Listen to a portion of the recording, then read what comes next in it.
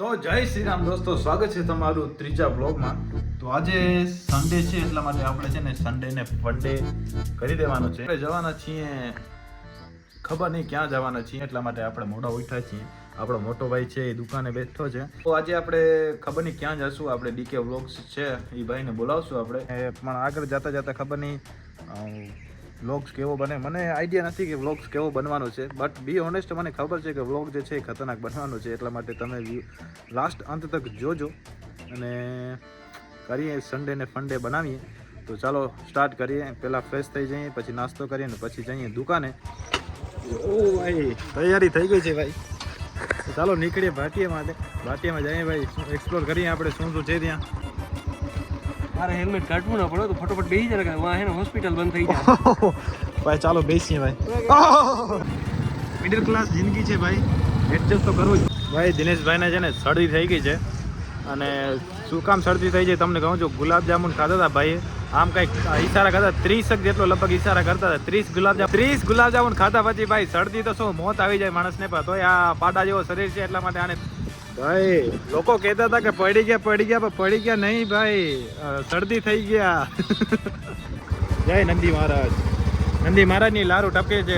વિચાર કરો કેટલો તડકો હશે ભાઈ. આપણે આવી ગયા છીએ સોડા પીવા માટે ભાટિયામાં, કારણ કે આવામાં છે ને સોડા જ પીવાય. ભાટિયાની જે પબ્લિક છે ને ડંબ છે ભાઈ, જોઈ શકો છો તમે. જોયો ભાઈ આડા રસ્તા આવતા જાય અને કઈ સેન્સ જ નથી ભાઈ કે કેવી રીતના ગાડી રાખવી, કઈ સાઈડમાં રાખવી. લેફ્ટ સાઈડ દિનેશભાઈ કેમ લેફ્ટ સાઈડ લીધી એવી રીતના ખબર જ નહીં પડે. જોઈ લે, આવડો મોટો ગ્લાસ પીને ઉપરથી સોડા પીએ છે. બીજું મારે શું કેવું? આને સોડા નથી, લીંબુ શરબત છે. અરે અરે હવે મારે શું કેવું તને? બ્લોગર આવે બજાર જામ પરો તારે આખું નથી દેખાતો એટલે ચીયર્સ. ભાઈ ઓખામણીમાં છે ને આપણે બ્લોગરમાં ફેમસ થવું છે, કારણ કે બહારના કોઈ બ્લોગર આવે તો ભાઈ કોન્ટેક્ટ આપણો થવો જોઈએ. દ્વારકામાં છે ને એક બ્લોગર છે માણેક વનરાજ કરીને, એને ઓળખો છો? એની પાસે જ આવું છે. ચલો ભાઈ દફતર બાંધી લીધા છે, નીકળીએ સીધા હવે બાજુ. આપકા હી કહેના બનતા. તો ગાઈઝ આપણે જમીન હવે નીકળી ગયા છીએ દુકાન બાજુ. દુકાન જશું, દુકાન ખોલશું આપણે અને પછી આપણા દોસ્તારોને બોલાવશું, હસી મજાક કરશું આપણે. જરૂર પડશે તો જોખમભાઈને બોલાવશું આપણે. અરે ભાઈ આ દેશી ટેરેસ.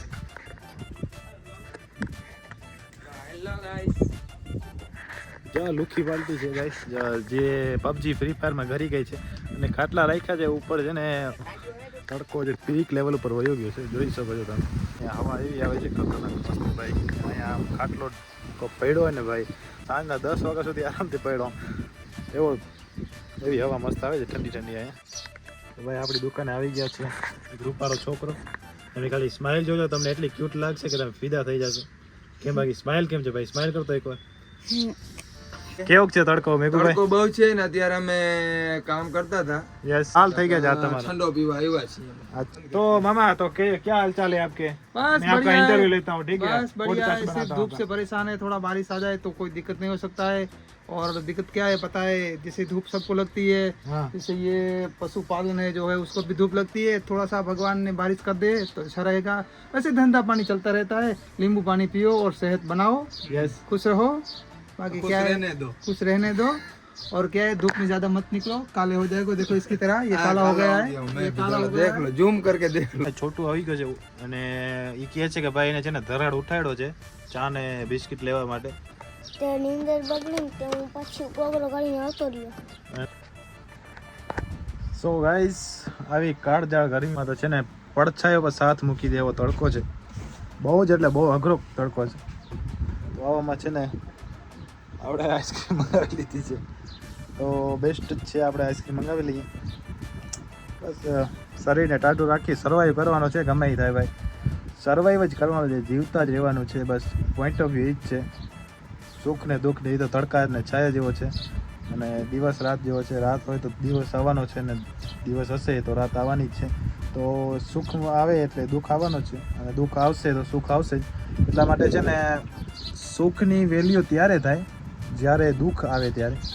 વિક્સ की गोली लो खींच खींच दूर करो મિત્રો ગળો હવાનો પકડાઈ ગયો હે ને દવાથી કામ ના આયલું વિક્સ લઈ જવાનું 30 ગુલાબ જામુન ખાઓ પછી ભાઈ ગળું શું બધું પકડાઈ જાય મામા આને કયો તો ભાઈ આવા તડકામાં જે ભાઈ કામ કર્યો હોય માણસે વિચાર કરો કેવો થાકીને આવ્યો હોય પાલાભાઈ ની હાલત જોઈ શકો છો તમે એવા રૂપાળા લાગે છે હા બહુ એટલે બહુ રૂપાળા લાગે છે કાગડા જેવા એ શામસ્તાની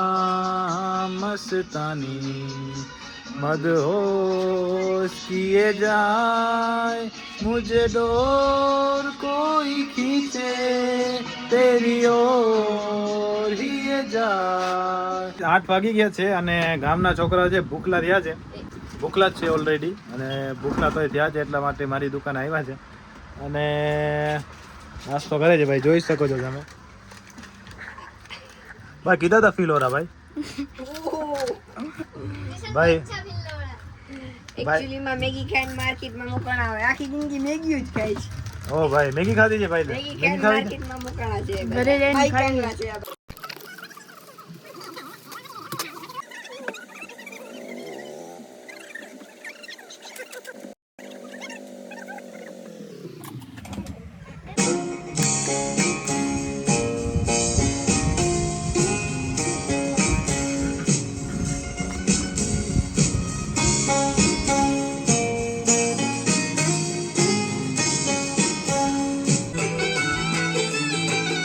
तेरे माथे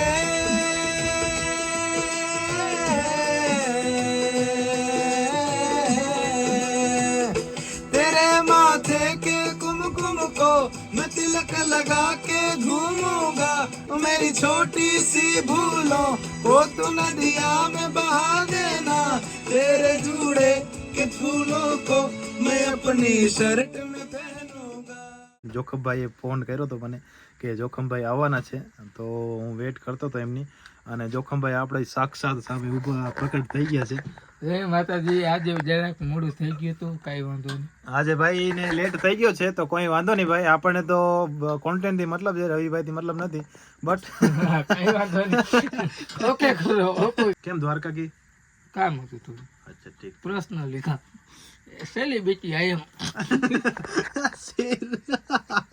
જોખમ બોલે તો શું હાલે બાકી જોખમભાઈ તમારે જેવું નથી ને આપણે બે ફાકી ને વિમલ રાખી દીધી રાખી દઈએ તમારે સૂચો કરો ભાઈ જરા કોન્ટેન્ટ કાઢી લઈએ સમજાણું સમજાણું તો ભાઈ જોખમભાઈ મારી કાલે જે વાત કીધી હતી ને ભાઈ એનાથી હજી એક વાત મારા મગજમાં રહી ગઈ હતી બોલો બોલો કે કાલે આપણે વાત શું કીધી હતી કે ભાઈ તમે બોનો તમને કહેતા હશે માણસો તો તમને ફેર નથી ભરતા કારણ કે તમે એક્સેપ્ટ કરી લીધું છે હા હા બટ તમને શું ફિલિંગ્સ આવતી હશે જ્યારે તમે બીજાને જોતા હશો તમને શું ફિલિંગ્સ આવતી હશે કે બીજા માણસો તમને જોઈને કહેશે કે ભાઈ આ તો બાઠીઓ છે તમારી મજાક ઉડાડતો હશે તો શું તમને શું ફિલિંગ્સ આવતી હશે ભાઈ એમાં એવું હતું બોલ હું માણસ છું ને તમે માણસ છો 100% ભાઈ બરાબર છે હા તમારામાં લોહી લાલચ છે ને મારામાં લોહી લાલચ છે 110%.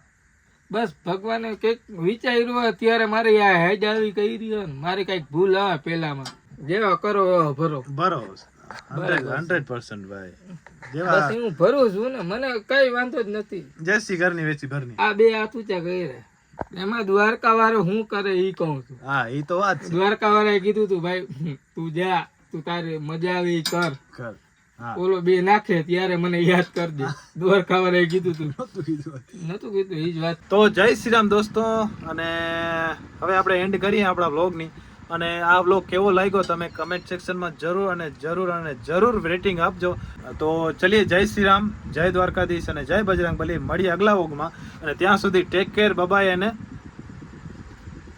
Stay happy by